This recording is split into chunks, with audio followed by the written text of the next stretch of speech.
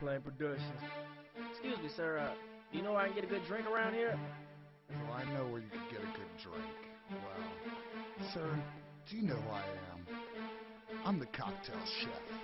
I make the tastiest cocktails the world has ever tasted. I'm the cocktail chef, gonna do it again. I know the chef didn't do it again. I'm the cocktail chef, gonna do it again. Been back from Atlanta for a little over a year now. Okay. Yeah. And where are you from in the city? Grew up in Sheridan. Sheridan's over by McKees Rocks, Crafton, Ingram. How old were you when you left? It was 1996, actually, so I was 27. That's not your at all? No, you know what? I had really gotten tired of the scene here in Pittsburgh. Everything was way behind, and it didn't seem like, and I didn't really have a basis to work from that I knew something was bigger and better out there, but it just wasn't happening in Pittsburgh. I worked for what I felt were the best clubs in Pittsburgh. Right. And after that, trying to find another job in the business, it just was a little frustrating. So at that point, you know, my girlfriend, things weren't working out, and she kind of broke my heart. So I just packed it. Yeah, it happens. It happens, yeah. So I packed up my stuff and I said, you know what, I'm out of here, and moved out to Atlanta. How was that for you? You know, I mean, tell me about the cocktail chef life when you first experienced success. Talk about that. You know, going from being a mixologist to having this sort of celebrity in the media in Atlanta. Atlanta's #1 bartender like 2 years in a row.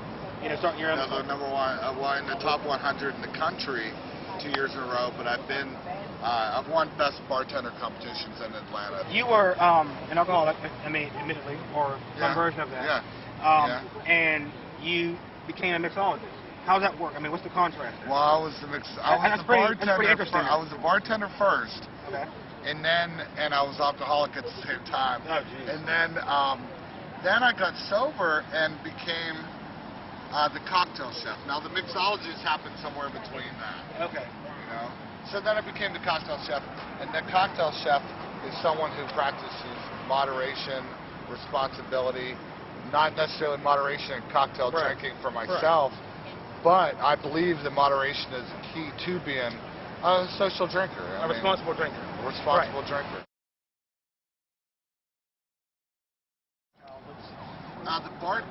Let me see, the mixologist to the bartender is like this executive chef to a line cook. Basically, the mixologist will be the one that'll create the cocktails, design them.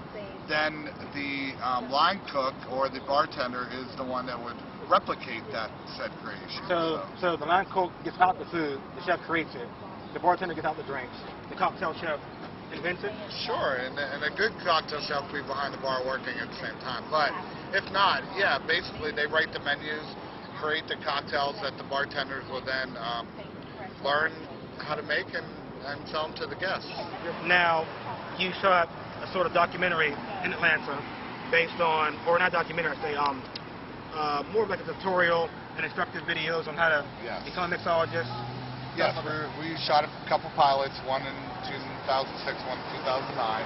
They were the type of show that you would see on in Atlanta. Okay.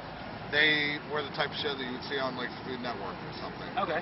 They were cocktail driven, lesson and education based, and that worked out really well. I mean, it got the mixology out there to the people, and now I empowered the people to be able to create the mixology at home just by some simple formulas, a lot of inspiration, and letting everybody know that you truly hold the limit to your success. And how was that reception from people who wanted to become mixologists? Were they excited? Were they, intimidated? Was it daunting for them? It was huge. What I found is everybody wants to be a bartender. I wanted the people to be able to learn these things that are not hard to learn. Right. It's available to them, and it's approachable, and it's something that's fun. And if they love to cook, which is, I think, a huge percentage of the population love to cook. Sure. They would love to create a fine cocktail for themselves. That was actually created by myself and Angelina Sorrentis. We started thinking about how am I going to create the new character. So the new character basically was what I was already doing with cocktails, which I was applying culinary aspects to my cocktails. Right. But the thing is like, it just clicked. And back then, no one was really claiming a title, name themselves. You got like a logo for this? You Yeah, really everything, you know. So I created this larger-than-life character and persona, which is the cocktail chef, and he is the one that forges forward on the cocktail mixology path.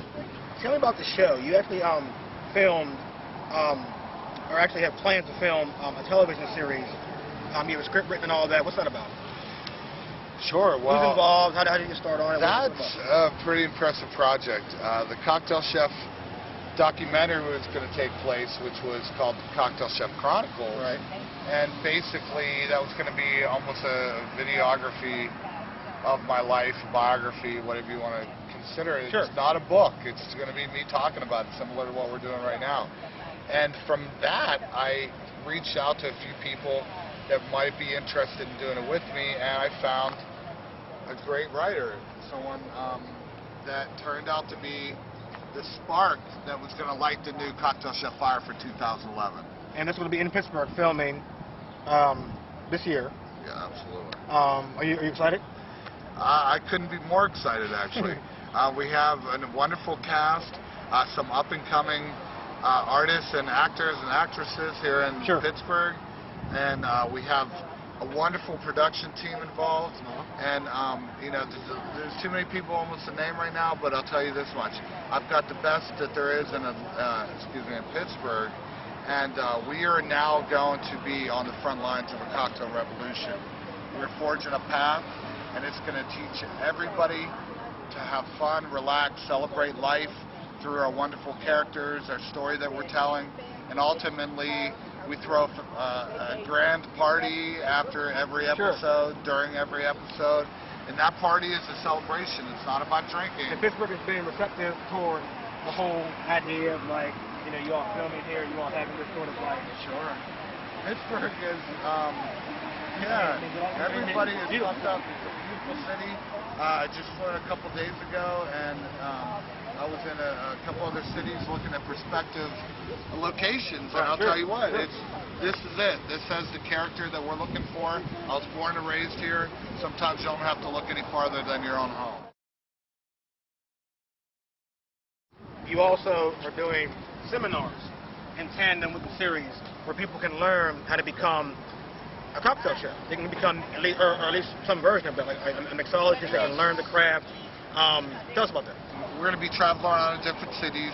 It's basically the Cocktail Chef live tour, and we do more education, mixology-based events, and it's going to be exciting. There's going to be dance on the tables, napkins flying, belly dancers. Oh, wow. It's going to be high-end, just like you see on TV series. But you're going to be able to attend this and actually take the class, which is going to teach you how to become a master mixologist on your own time.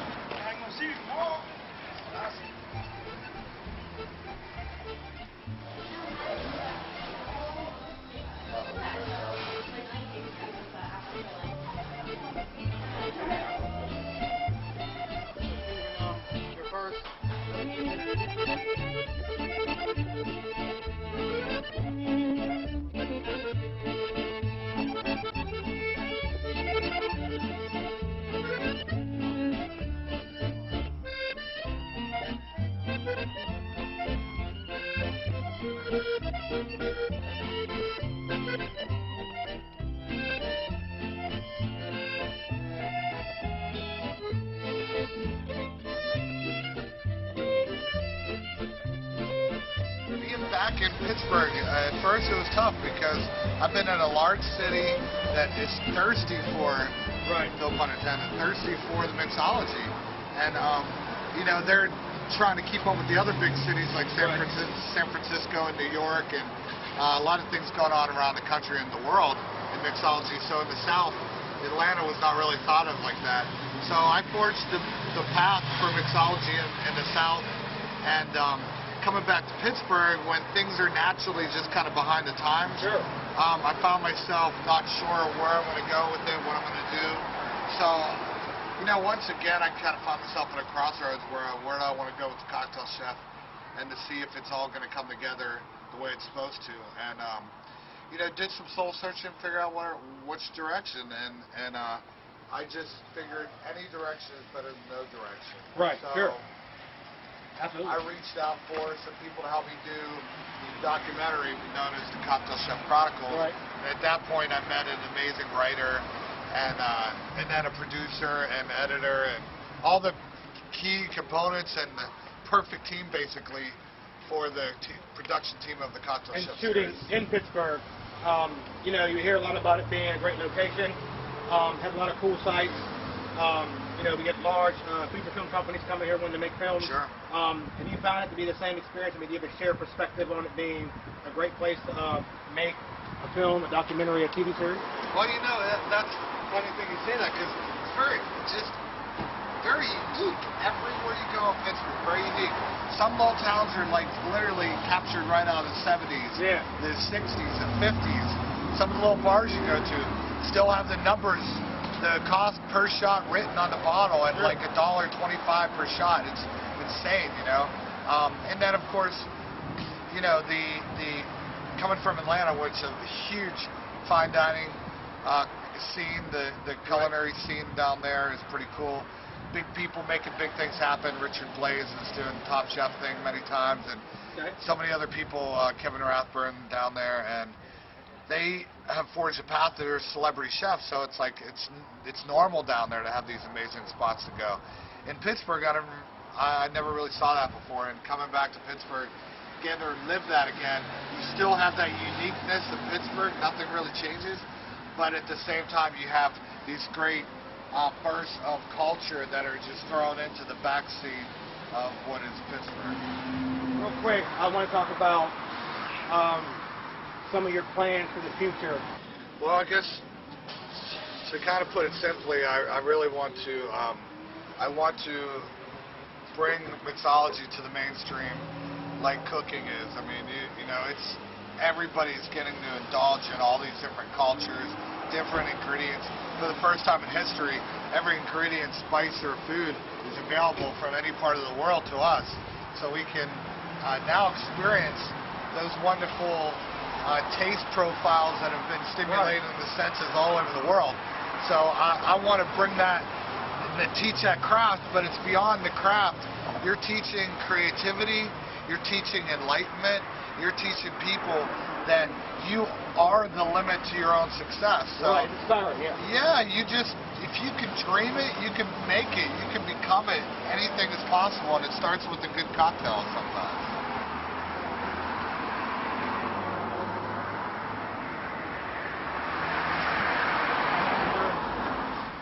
Being a kid, coming to stuff like this, and it was just memorable, you know? Yeah.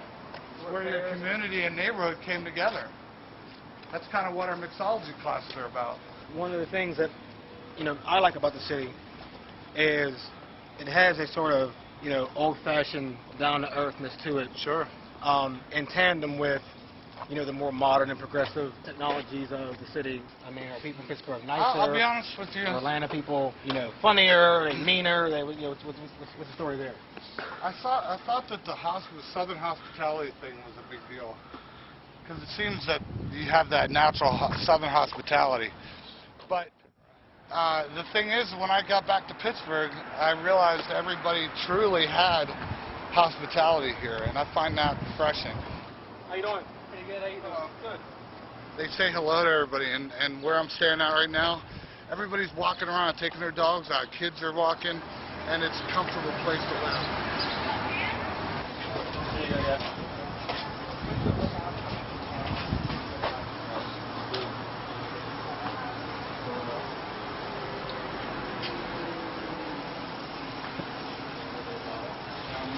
I'll take 4 plums. Yeah, get 3 of them, dude. That's it. I'll take 4 of these plums, please. You didn't pick them. You just come to like you and what? I'm not so sure.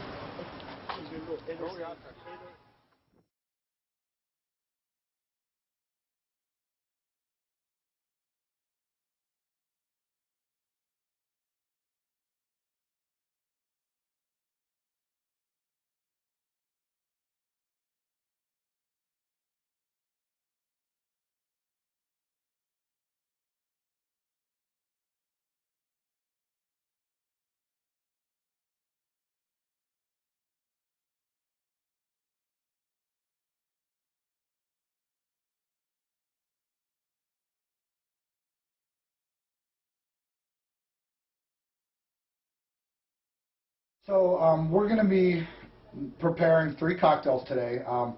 The 3 cocktails are the rosemary lemon drop, the cucumber mint martini, and we're also going to be making the carrot gingerini. I like to call them healthy martinis made with healthy elements, natural elements, vegetable juices, herbs, fresh fruit juices, which are important to create the next level of cocktails. We've got the rosemary lemon drop that we're preparing today. We're going to build it in a simple 5-3 formula, as I like to do. So we're going to use 5 count of vodka. We're going to add a 3 count of an orange liqueur. 1, 2, 3.